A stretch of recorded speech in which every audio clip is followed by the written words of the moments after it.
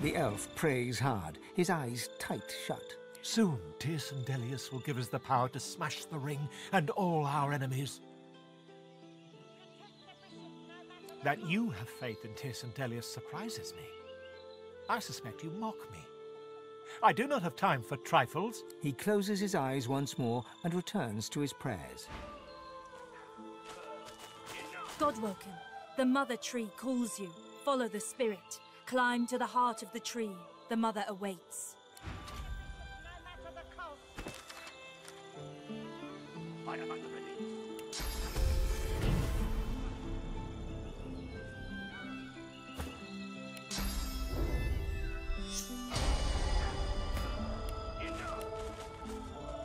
Your words mean nothing to me, Alexander.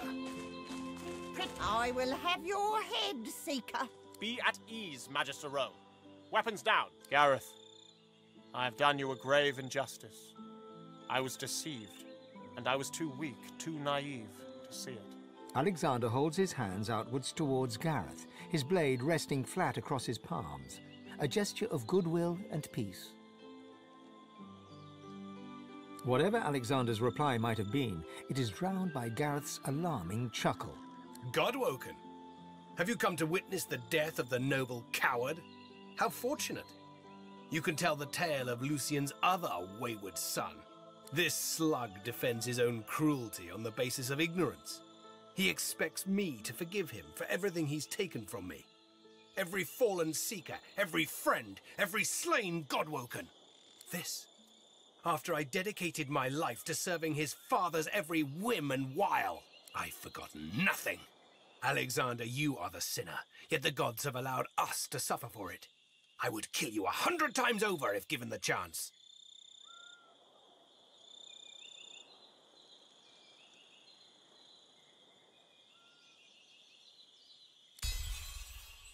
Gareth looks to you, then to Alexander.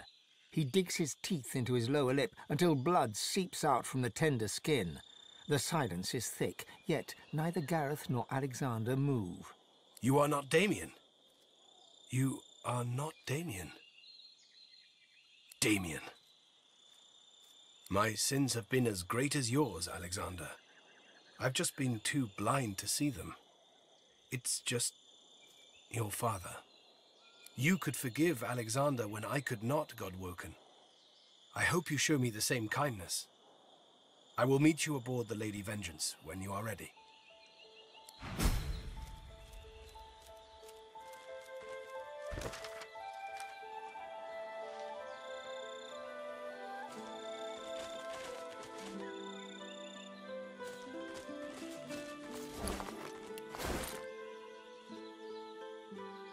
As you approach Alexander, Ifan catches you by the shoulder. You know how long I've sought Alexander. I need this. Understood. Ifan strides forwards and feints a punch at Alexander's nose with his right hand. As the Divine Bishop raises his hands to protect himself, Ifan grasps both of his wrists and headbutts him. As Alexander staggers back, blood streaming from his nose, Ifan tightens his grip on Alexander's wrists and spits a question. Why? Why did you and Lucian send me on a suicide mission to kill the elves? Why did you lie to me? Alexander wrenches his hands free from Ifan's grasp and holds his broken nose, blood streaming between his shaking fingers. Why? The same reason we did everything. To protect the realm. What price all of Rivellon against just one portion?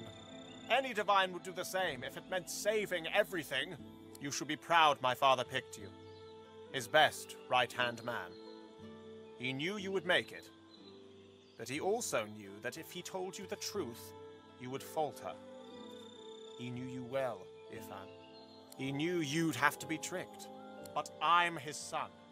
I can be trusted to the end, and I will take any actions necessary for the good of all. Nothing can stop me, not even death. Ifan draws his weapon. His hands are steady, calm, and controlled as can be. Death stops everyone eventually. You rose from the dead once. You won't rise this time. He halts, looking you in the eye. As he lowers his weapon, he smiles a shrewd smile, all teeth and promise. For you, I can stop. For you, I can trust.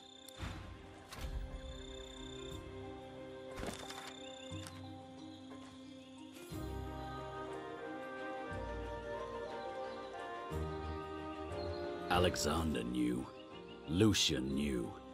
I was nothing but a pawn. His face darkens, and his hands shake. Power truly corrupted Alexander, just as it did Lucian.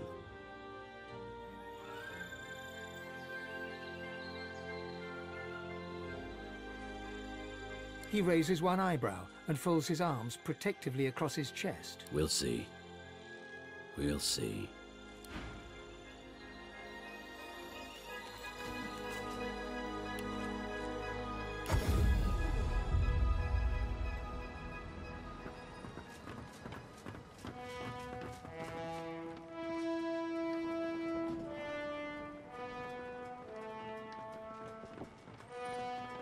You're back! Good to see you again. Of course. Told you I would, didn't I? Sure thing. I'll start hunting that down right away.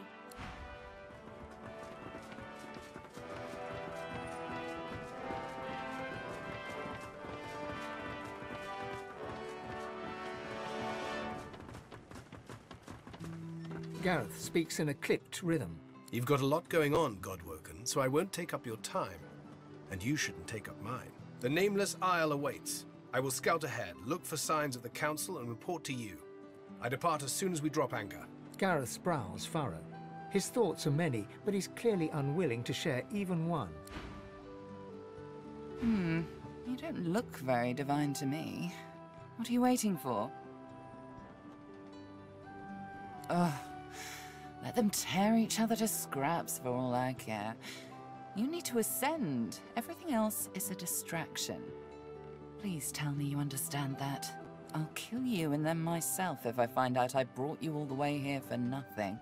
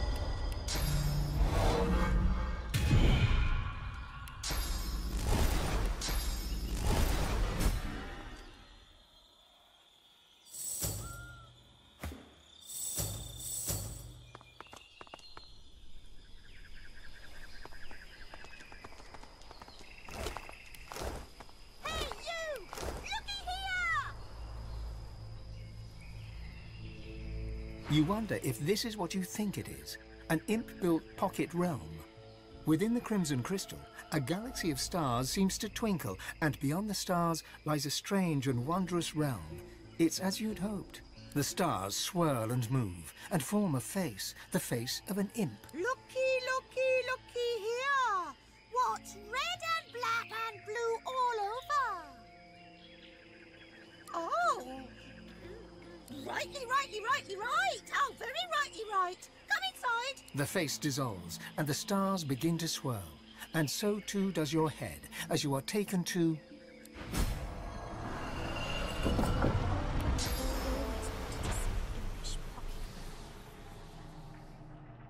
Me too. This is fascinating.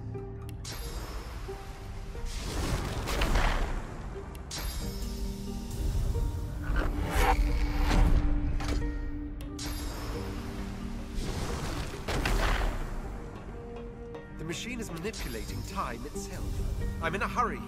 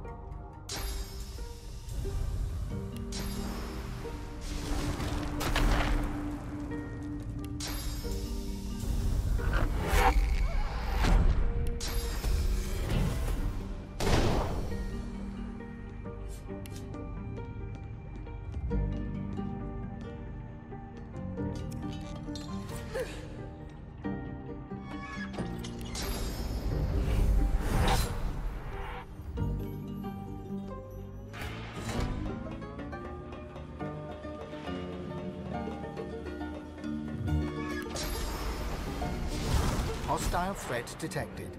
Executing operator extirpation in 3,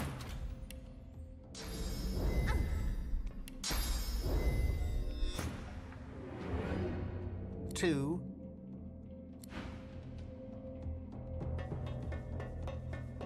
extirpation aborted. Returning to primary task.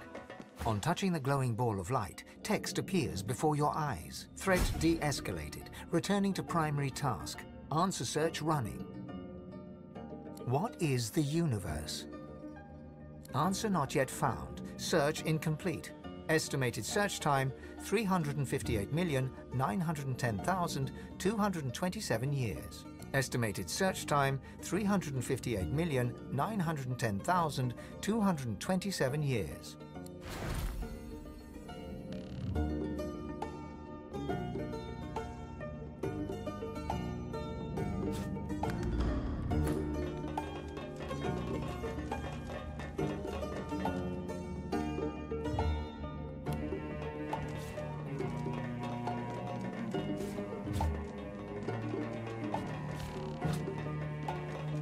You reach out to touch the altar. Its cold surface a curious foil to the thrumming and clanging metal that surrounds you. Your vision clouds, your head swims, and when the fog clears, you are still standing in the Imp Temple. You look around in confusion. This doesn't seem right. There's a cough behind you. Turning, you see Xanteza. Not some allegorical figure, not some awe-inspiring god, just her. She's leaning against one of the struts on the platform, taking you in. Moon, she calls, her face placid.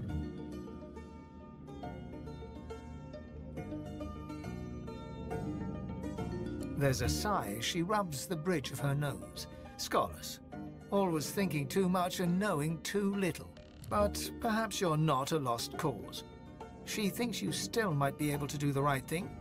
She invites you to reject your god. Deep within, you can feel your god stirring, hissing like a snake. She clarifies that she's not asking you to support her, Just not to be beholden to your god. To think for yourself. To make choices that you think are right, not what some half-dead god demands. She shrugs. Damned if she knows. But that's the situation. You can walk away with her word, or reject your god and be sure. The imp god rolls her eyes, throwing you an exaggerated bow before she fades to nothing.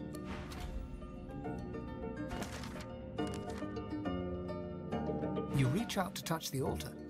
Its cold surface accruing your vision clouds. Your head, there's a cough behind you. Moon, she calls, her face placid. She throws you a casual salute, turns and walks away. Your vision of her slowly fades into nothing.